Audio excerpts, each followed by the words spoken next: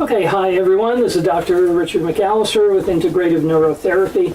I'm here with one of my neurofeedback patients, Paul, and Paul is going to tell his story about how neurofeedback has helped his anxiety and OCPD issues.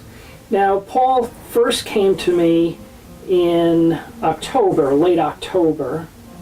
And so, Paul, I'm going to ask you in October when you first came to me, what were your main concerns that you wanted to have addressed? What was happening? Yeah. Basically, with my OCPD, I would get racing thoughts, questions, it could be about work and a lot of things going on in life. It was overwhelming, affected my sleep, constantly kind of feeling like I'm problem solving 24 hours a day. I tried, therapy with, therapists, psychiatrists. I also, Russell Simmons from Run DMC, I don't know if you know, he was doing meditation, because he had the same problem always. And it could be a good thing to have with business, but on personal side, it could be a little overwhelming and really affect your life. So I came in and, I tried the neurofeedback. I basically did it through the Dr. Phil show. They talk about different types of testings and these new things that are working. So I said, it's worth a shot, and it was amazing, the results, even almost from the first day. Yeah, so when I first did your brain map the first time, I saw a very classic pattern of anxiety in the brainwave patterns.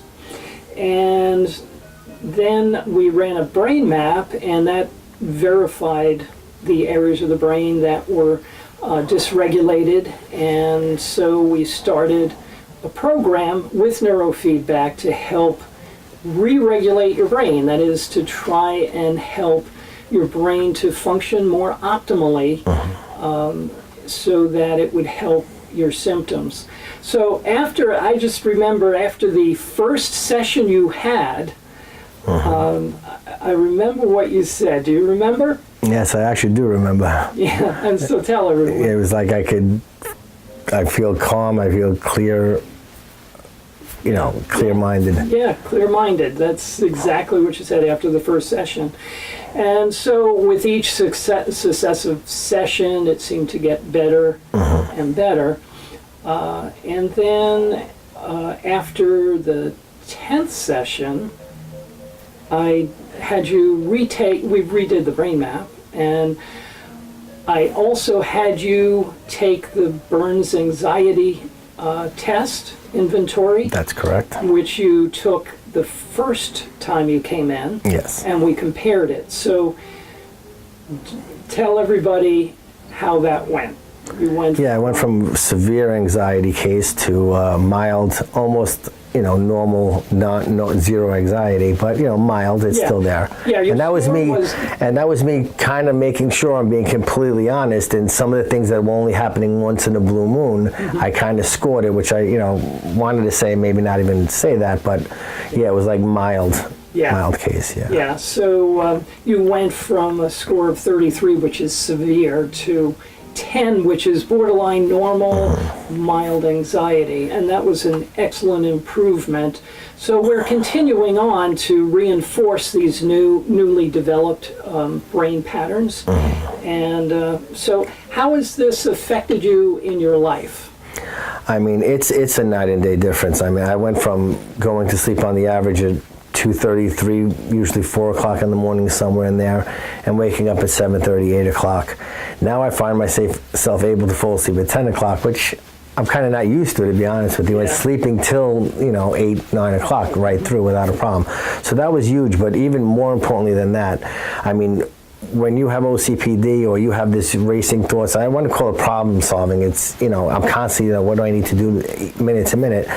I mean, you can't get any normal tasks done because you're 100 tasks ahead. It's just going and going.